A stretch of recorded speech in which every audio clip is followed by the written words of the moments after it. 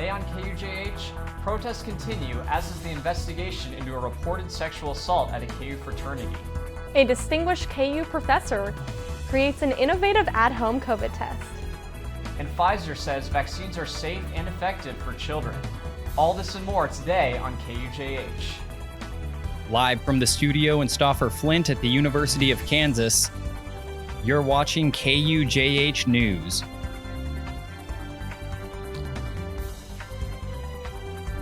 Welcome to KUJH News. I'm Ryan Butler. And I'm Madison Osberger-Lowe. Over 100 students protested outside Chancellor Doug Girard's office at Strong Hall on Friday. Protests began last week when a reported sexual assault took place at the Phi Kappa Psi fraternity. The protests began in the early afternoon on Friday and carried on for several hours. Both the university and Lawrence police confirmed that they had received several reports of a sexual assault at the fraternity. Both have launched investigations and are still ongoing. A new COVID-19 testing technology developed by KU researchers is coming to the market soon. I sat down with some members of the research team to find out how it works and what makes it different than previous tests. We took some of our existing technology that was focused on testing patients for cancer and tried to figure out how it could be repurposed or used for COVID-19 testing. Their new COVID-19 testing system uses a completely different method than the traditional spit test or nasal test. And basically what it consists of is taking a saliva sample and using very small pieces of DNA to actually capture those viral particles. All of this is done on a programmed plastic chip that the team has developed. That's roughly 1 inch by 1 inch. We can take those captured viral particles, release them, and then count them one particle at a time to understand the viral load, how many virus particles are in that particular individual. This process allows the test to not only detect positive or negative for COVID-19, but also if a person is infectious or not. Just being a part of making a device like this so that people can test for COVID at home, and it's very easily accessible. Making a cheap product we are very happy that we can be a part of this project. The goal for Soper and his team is to have their COVID home testing technology in the market by the first quarter of 2022 with FDA approval. They're currently working with a commercial partner to make this happen. While COVID-19 is the current priority, this revolutionary lab-on-a-chip technology is planned to be used to detect other illnesses as well. According to the Kansas Department of Health and Environment, 46% of Kansas residents have been fully vaccinated, and 51% have at least one dose. 54% of Douglas County residents are fully vaccinated. Douglas County has the second highest vaccination rate in the state behind Johnson County. Speaking of vaccines, some encouraging news came Monday on the fight against coronavirus. Pfizer says that it's the latest trial of the COVID-19 vaccine for children ages 5 to 11 showed that it is safe and generated a robust antibody response. The company plans to submit their findings to the FDA for emergency use authorization. The Pfizer vaccine is currently available for everyone 12 years old and up. If you want to learn more about the COVID vaccine, visit kansasvaccine.gov. After the break, we'll take a look at the new renovations at Watson Library. And Discovery Days is back after COVID-19 postponed it last year. Stay with us. From adversity, we rose. We made history and became pioneers, voyagers, champions, Jayhawks. And when our chant rises, haunting and hallowed, Jayhawks are telling the world what's near. Victory. Welcome back. KU is taking out the old and bringing in the new. With Watson Library, Keegan Hewitt has more. After almost 100 years on campus, the Watson Library has begun plans of a complete interior restoration. With goals to get the building more accessible and useful to students, they understand the importance of keeping the nostalgic and iconic exterior of the building that so many Jayhawk alums appreciate. our biggest concern is the outside is so beautiful, and when you come in, it's kind of a disappointment. So we want to change that. Due to being local and having the lowest bid, PGAV Architects, the same architecture team that worked on building Anschutz Library, is back working with the KU campus. Some of the biggest priorities for this renovation project are to add more natural light, more accessible entrances, and increase overall energy efficiency. PGAV says that right now they're at the midpoint in planning, and they aim to have plans for the project finished by Thanksgiving of 2021. Making it the kind of spaces that will facilitate students studying, working, collaborating into the next century of the building, and, you know, making the internal parts of the library live up to the external. Dean of Libraries Kevin Smith also mentioned that due to the amount of time the process and funding could take, that September 11th, 2024, the 100th anniversary of the building, is not a deadline to make this overall project happen. For KUJH News, this is Keegan Hewitt. It is great to see KU's renovations around campus. Even though there's more construction on campus, I'm excited to see what it'll look like. Yes, it's always great to explore new places on campus. For anyone wanting to scratch their natural history itch, Discovery Days is back. KUJH reporter Dre Bradley takes us to the first in-person event in over a year. The KU Natural History Museum is once again hosting Discovery Days, a signature outreach program offered by the museum throughout the school year. I talked to the program's coordinator, Eleanor Gardner, as well as the museum's student outreach and events assistant, Anna Bollinger, on site for last Sunday's Discovery Days event. We've done microscopic animals, we've done mammals, we've done fossils, all sorts of different themes. We have different curators, graduate students, researchers from the museum who participate. Undergraduate students can volunteer to participate in Discovery Days as well. Some students like to volunteer at our public events. So if they're interested in outreach, for example, that's a really good opportunity to get experience. One example is senior student Anna Bollinger, who started in Discovery Days as a freshman. It was really something I wanted to do, and I wanted to work with the outreach program specifically because I wanted to interact with the public. Since I'm not native to Lawrence, I wanted to get an idea of the city and who lives here. The program provides a variety of interactive stations, including activities for kids. I have worked with younger kids in different programs in the past, but I always like seeing their faces sort of light up when you tell them information. Discovery Days is free to the public and all ages are welcome. The next event is to be announced. For KUJH, I'm Dre Bradley. If you're interested in being a part of Discovery Days, email biodiversity@ku.edu. Up next, Halen Wilhite will have the forecast for the upcoming week. Stay tuned. In America, littering is becoming a bigger and bigger problem. In the U.S. alone, 250 million pieces of trash are littered each year, costing $11.5 billion in cleanup. Of that number, 40% of the trash comes from motorists on highways. We are slowly destroying our natural resources by littering so much as a society. Next time you see trash on the ground, do your part and throw it away.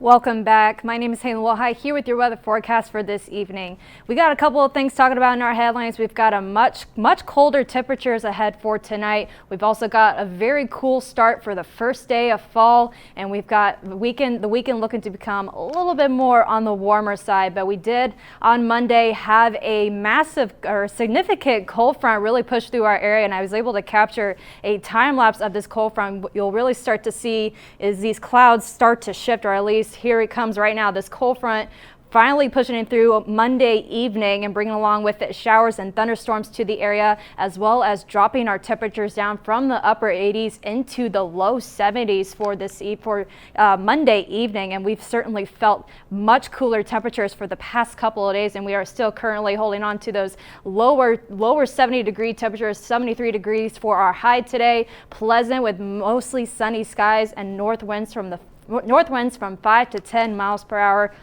An hourly planner looks to be still very pleasant overall. We've got 72 degrees still at 5 o'clock, and then by 7 o'clock we'll finally break into those 60s, and eventually by 9 o'clock in those upper 50s and lower 50s by 11 o'clock, and we'll just keep on tracking downwards, and our bottoming out temperature will be at 46 degrees with clear skies and very calm winds from the north and very dry dew points. A 41-degree dew point, very dry, no need to worry about any kind of humidity for tonight or tomorrow either, as dew points are still remaining relatively dry, and we'll see a high of 76 degrees tomorrow. An overall very beautiful day. Definitely want to get out and enjoy the sun and the cooler temperatures, and today is officially the first day of fall. Starting at 2:20 p.m. we'll finally get 12 equal hours of sunlight and nighttime hours as well, 12 hours of daylight, and we're finally going to be seeing much cooler temperatures from here on out, although might want to correct that, as we'll still see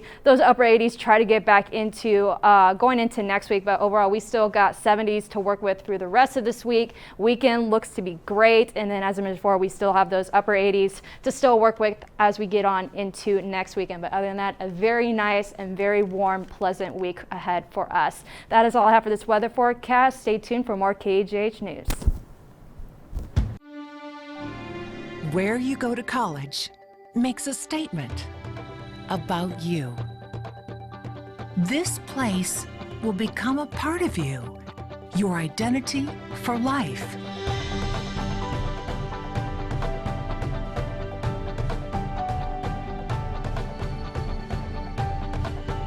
The University of Kansas, a great place to be you. Welcome back. It was a busy weekend for KU sports and the NFL. Keegan and Camden have more. Thanks, Madison and Ron. Week for Kansas sports. KU basketball started Bill Self's famous boot camp. Last Monday, the team took part in sprints, defensive slides, backboard touches, and rope jumping. With camp fully completed, the first action to catch the Jayhawks this season is late night in the fog, August 1st.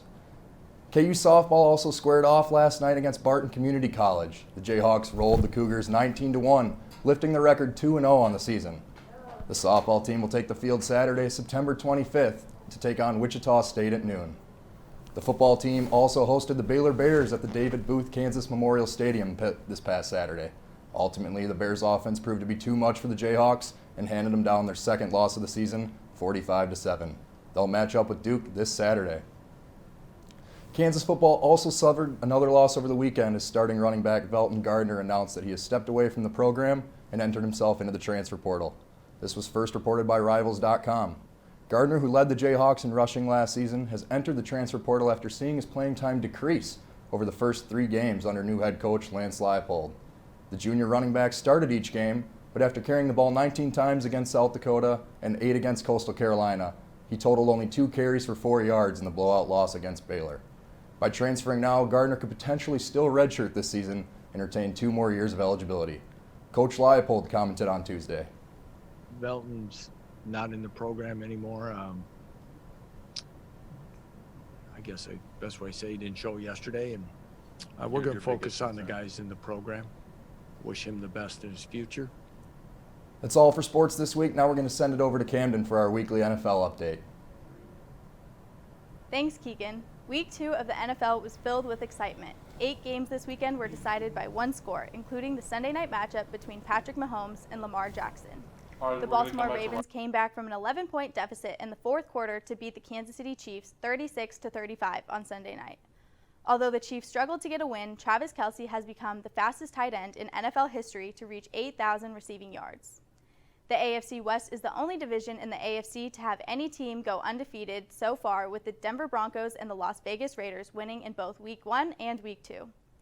Aaron Rodgers passed Hall of Famer John Elway in career passing yards during the Packers' 35-17 victory over the Detroit Lions. Rodgers completed 22 of 27 passes for 255 yards with 4 touchdowns and no interceptions. He is now 10th all-time in career passing yards. Packers running back Aaron Jones scored 4 touchdowns during Monday night's game, making him the first running back in franchise history to score 3 receiving touchdowns and a rushing touchdown in a single game. Jones lost a necklace in the end zone during his second touchdown containing his father's ashes, who he lost in April 2021 after COVID-19 complications. Jones spoke after the game about the necklace. But if it was any place to lose it, that's where my dad would have wanted me to lose it, so I know he's smiling. The necklace has since been found. The Panthers and Texans kick off Week 3 Thursday night at 7:20 p.m. The Chiefs will take on the Chargers Sunday at noon, and Justin Fields will start as quarterback for the Bears Sunday afternoon against the Browns. Reporting for KUJH, I'm Camden Fogo. Back to you, Ryan and Madison. Thanks, Camden. We're going to take a short break and be right back. Stay tuned. Every 7 minutes, a child. Luke, she's alone. She's alone. Hi, my name is Allison Walker. I'm in 5th grade and I've been bullied. 1 out of 5 kids. 1 out of 5 say they have been a bully. Don't laugh at me. Don't call me. And bullying today. Welcome back. Local artists, live music, and good food brought crowds out for the Lawrence Art in the Park Festival over the weekend. I really enjoyed getting to talk to several artists and food vendors. It was a great weekend to be out there seeing artwork and getting the chance to listen to live music.